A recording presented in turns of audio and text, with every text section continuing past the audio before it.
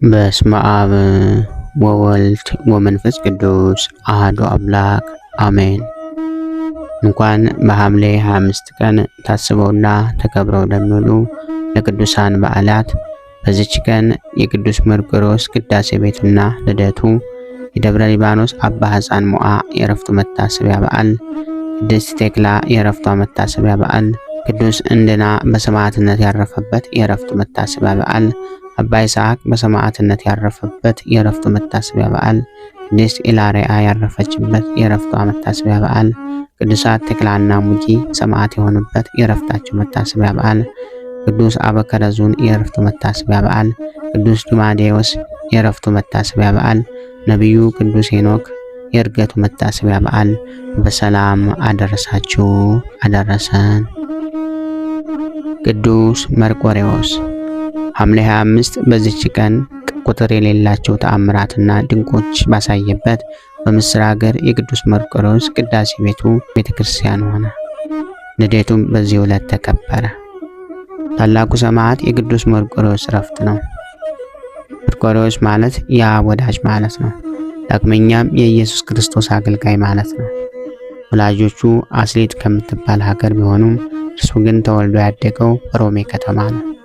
አያቱና አባቱ ስራቸው አውሬ ማደን ስለነበር አንድ ቀን እንደ ልማዳቸው አውሬ ሲያድኑ ከገጸ ከለባት ወገን የሆኑ ሁለት ወንዶች አግኝተዋቸዋል። የመርቆሬዎስንም አያት በሉት። አባቱንም ሊበሉት ሲሉ የታዘዘ መልአክ ከለከላቸው። ዙሪያቸውንም በእሳት አጥሮ ከበባቸው። እነርሱም በተቸገሩ ጊዜ መርቆሬዎስ አባት ሰገዱለት። በዚያን ጊዜ እግዚአብሔር ፍጥረትነታቸው ወደ ጋራምነት ለወጠውና እንደ በጎች የዋሆች ሆነው አብረውት ወደ መንደር ገቡ። ከዚህም በኋላ ቅዱስ መርቆሬዎስ ተወለደና ስሙ ፕሉፓዴር ተባለ። የውሻ መልክ ያላቸው በእርሱ ዘንድ ብዙ ዘመናት ኖሩ። ከዚህም በኋላ ክርስቲያኖች ሆኑ።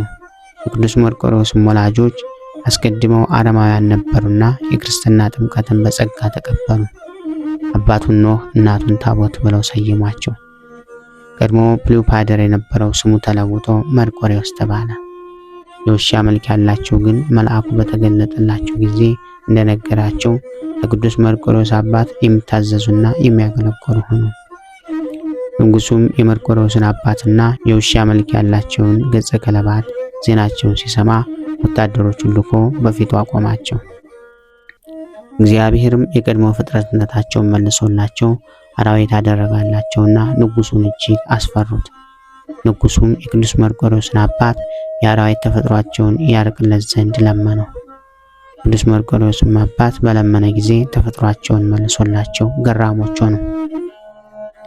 ንጉሱም የመርቆሬዎስን አባት ገዥና የሰራዊትን አለቃ አድርጎ ሾመው።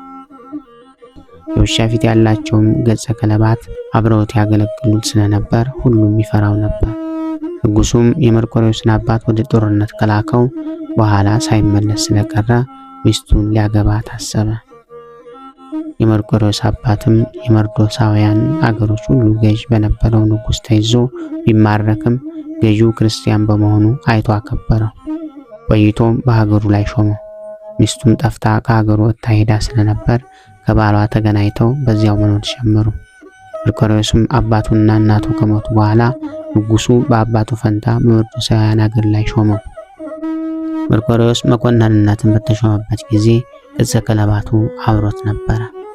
ለመዋጋትም በወጣ ጊዜ የቀድሞ የአራዊት የሆነ ተፈጥሮውን እግዚአብሔር ይመልስለት ስለነበር ማንም አይቋቋመው ነበር። ለቅዱስ መርቆሬዎስ ታላቅ የድል አድራጊነት ኃይል ተሰጠውና ዜናው ሁሉ በሁሉም ሀገሮች ተሰማ። በሮሜ ሀገር ጣዖትን የሚያመልከው ዳኪዎስ የተባለው ንጉስ የበርበር ሰዎች ጋር ጦርነት ሊገጥም በወጣ ጊዜ እጅግ ሲበዙበት ፈራ። ቅዱስ መርቆሬዎስም በጦር መሃል የተሳለ ሰይፍ የያዘ እግዚአብሔርን መልአክ ስላየ ንጉሱም እግዚአብሔር ያጠፋቸዋልና አትፍራ አለው። መልአኩም ሰይፉን ለቅዱስ መርቆሬዎስ ሰጠውና ጦርነቱን ድል ባደረገ ጊዜ እግዚአብሔርን አስበው አለው። ጦርነቱን ድል አድርጎ ሲጨርስም መልአኩ ድጋሜ ተገልጦለት ለምን የፈጣሪን ስም መጥራት ረሳህ አለው። ከጦርነቱም በኋላ ንጉስ ዳኪዎስ ለጣዖታቱ ዕጣን በማሳረግ በዓልን አደረገ። ቅዱስ መርቆሬዎስም በዚያ ስላልተገኘ ለጣዖታቱ ዕጣን በማሳረጉ እንዳልተባበረ ንጉሱ ሲያውቅ መልእክተኞችን ልኮ አስመጣው። ንጉሱም ከኔ ጋር ለምን አታጥንም አለው። በዚህን ጊዜ ቅዱስ መርቆሬዎስ ትጥቁንና ልብሱን አውልቆ ከወረወረለት በኋላ ክብር ይግባውና አምላኬ ኢየሱስ ክርስቶስን ፈጽሞ አልክደውም አለው።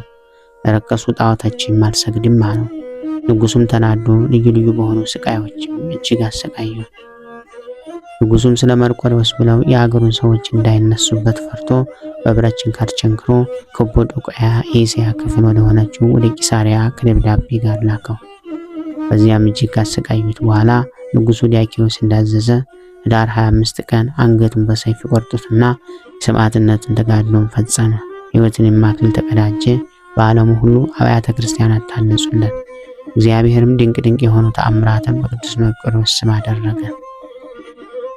ከብዙ ተአምራቱም አንዱ የቂሳርያውያን ሊቀ ጳጳሳት ባስልዮስን ረድቶት ከሃዲውን ኡልያኖስን የገደለበት ነው።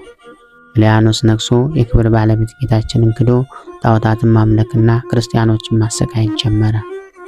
ቂሳርያው ሊቀ ጳጳሳት ባስልዮስን ማስተምሮ ሊመልሰው ንጉሱ ቢመጣ ክብር ይግባውና ኡልያኖስ ጌታችንን ሰድቦ ባስልዮስንም አሰረው።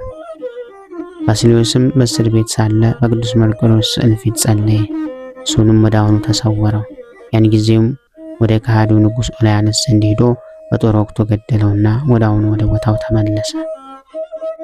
ከጦሩም አንገት ደም ይንጠፈጠፍ ነበር። ቅዱስ ባስልዮስም ከሃዲውን ንጉስ እንደገደለው አውቆ የክርስቶስ ምስክር ጌታዬ ሆይ የእውነት ጸር የሆነ ኡልያኖስን ገደልከውን አለው። እሱንም ያን ጊዜ አዎን እንደሚል ራሱን ዘንበል አደረገ። ቅዱስ ባስልዮስም ደስ ብሎት እግዚአብሔርን አመሰገነ። ሌላው ሰማዕት ቅዱስ መርቆሬዎስ በተአምሩ ከእስልምና እምነት መልሶ ክርስቲያን ያደረገው አንድ እስላም ሰው አለ። ይኸውም የቅዱስ መርቆሬዎስ ቤተክርስቲያኑ በተሰራችበት በምስር አገር የሚኖር ከመሳፍንት ወገን የሆነ ወጣት ነበር። ከብዙዎች ሰዎችም ጋር ሆኖ ወደ መሐመድ መቃብር ለመሄድ እንዳሰበ ለአባቱ ሲነግረው ስንቅ ሰንቀው በሰላም ወደ መካ መዲና ሸኙት። መካ ደርሰውም ስራቸውን ፈጽመው ወደ ቤታቸው እየተመለሱ 7 ቀን ተጓዙ። በሌሊትም ሲጓዙ ስለ ስጋዊ ግዳጁ እስላም ወጣት ከግመል ወረደ። ወርዶ ለመጸዳዳት ዘወር አለ። እነርሱም አብረዋቸው የሚጓዙ መስሏቸው ስለነበር ባልንጀሮቹን በበረሃው ውስጥ ትተውት ሄዱ። እርሱም ወዴት እንደሚሄድ ስላላወቀ አራዊትን እንዳይበሉት ፈርቶ እጅግ ደነገጠ። በዚያም ጊዜ በምስር ሀገር በአባቱ ቤት አቅራቢያ ያለች የሰማዕቱ የቅዱስ መርቆሬዎስ ቤተክርስቲያን አስታውሶ በልቡ ቅዱስ መርቆሬዎስን እንዲያድነው በመለመን ተሳለ። ወዲያውም ቅዱስ መርቆሬዎስ በፈረሱ ተቀምጦ ወደ እርሱ መጣና ከወዴት ነህ አለው። ከዚህ በረሃ ውስጥስ እንዴት ጠፋህ አለው። ወጣቱ እስላምም የሆነውን ነገረው። ቅዱስ መርቆሬዎስም ና በኋላዬ በፈረሱ ላይ ተፈናጠጥ አለውና በአየር ላይ እየበረረ በምስር ሀገር ወዳለች ቅዱስ መርቆሬዎስ ቤተክርስቲያን ውስጥ እንደ ዓይን ጥቅሻ ደረሰውና እንዴት ተዘጋጅ በውስጡ አስገባውና ከእርሱ ተሰወረ። ይህም ወጣት በኋላ አምኖ ተጠምቆ ብዙ ሰማዕትነትን ተቀብሏል። ገዳምም ገብቶ ብዙ ከተጋደለ በኋላ እንደገና ወደ ሀገሩ ተመልሶ ብዙዎችን ወደ ክርስትና አምጥቷል። በቅዱስ መርቆሬዎስም ስም ቤተክርስቲያን አሰርቶ አበምኔትም ሆኖ መነኮሳትን አፍርቷል። በዚህች ዕለት ታስቦና ተከብሮ የሚውለው ሌላው ቅዱስ አባታችን አባ ሕፃን ሞዐ ዘደብረ ሊባኖስ ነው። በዚህችም ቀን የደብረ ሊባኖስ አባ ሕፃን ሞዐ አረፈ። በአባታቸው አርከሌዲስ እናታቸው ትቤ ጽዮን ይባላሉ። የተወለዱት ጥር 25 ቀን ነው። አቡነ ሕፃን ሞዐ እና ከእነ አቡነ ተክለ ሃይማኖት ጋር የሥጋ ዝምድና አላቸው። ይኸውም አባታቸው አርከሌዲስ እና ጸጋ ዘአብ ወንድማማቾች ናቸው። አርከሌዲስ እና ጸጋ ዘአብ ሌሎች 4 ወንድሞች አሏቸው። እነርሱም እንድርያስ፣ ዘራ አብርሃም፣ ቀሲስ ዮናስ እና ቀሲስ ዮሐንስ ናቸው። አርከሌዲስ ሕፃን ሞዐን ይወልዳል። ጸጋ ዘአብ ተክለ ሃይማኖትን ይወልዳል። እንድርያስ ሳሙኤል ዘወገግን፣ ዘራ አብርሃም ታላቁ አኖሬዎስን፣ ቀሲስ ዮሐንስ ገላውዴዎስንና የፈጠጋሩን ማትያስን እና ቀሲስ ዮሐንስ ዜና ማርቆስን ይወልዳል። እነዚህ የከበሩ ቅዱሳን አባቶቻችን በእናታቸውም ወገን ቢሆን እንዲሁ በዝምድና የተቆራኙ ናቸው። አቡነ ሕፃን ሞዐ በሌላኛው ስማቸው ሕፃን ዘደብረ በግ ተብለው ይጠራሉ። ይኸውም የደብረ በግን ገዳም የመሰረቱት እርሳቸው ስለሆኑ ነው። ከ47ቱ የሀገራችን ቀደምት ቅዱሳን ውስጥ አንዱ ናቸው። በመንዝና በተጉለት የሚገኙ ታላላቅ ገዳማትን አብዛኛዎቹን የመሰረቷቸው አቡነ ሕፃን ሞዓ ናቸው። ጻድቁ በክፉዎች ወሬ ሴራ ምክንያት ከበሬ ጋር ተጠምደው ሰማዕትነትን የተቀበሉ አባት ናቸው። ከበሬ ጋር ሲታረሱ ውለው በእጅጉ ከደከማቸው በኋላ በኃይል የተነፈሱባት ምድሪቱም ዛሬም ድረስ እንደ ሰው የሚሞቅ ትንፋሽ ታወጣለች። ያም በጻድቁ እስትንፋስ አምሳል ከመሬት ውስጥ የሚወጣው እስትንፋስ ለአስም በሽታ መድኃኒት ነው፣ ብዙዎችን እየፈወሰ ነው። ገዳማቸው ከደብረ ብርሃን ከተማ በእግር የ2 ሰዓት መንገድ ርቀት ላይ ይገኛል። ይኸውም ከወይንዬ ተክለ ሃይማኖት ገዳም አጠገብ ነው። ጻድቁ ጥር 25 ቀን ልደታቸው ነው። ጥቅምት 25 ቀን ቃል ኪዳን የተቀበሉበት ዕለት ሲሆን ሐምሌ 25 ቀን ደግሞ ዕረፍታቸው ነው። እግዚአብሔር ምስጋና ይሁን። እኛንም በቅዱሳኑ ጸሎት ይማረን፣ በረከታቸውም ከኛ ጋር ትኖር ለዘለዓለሙ አሜን። ክብር ምስጋና ይሁን አንድ አምላክ ለሚሆን ለአብ ለወልድ ለመንፈስ ቅዱስ ስም እስከ ዘለዓለሙ አሜን።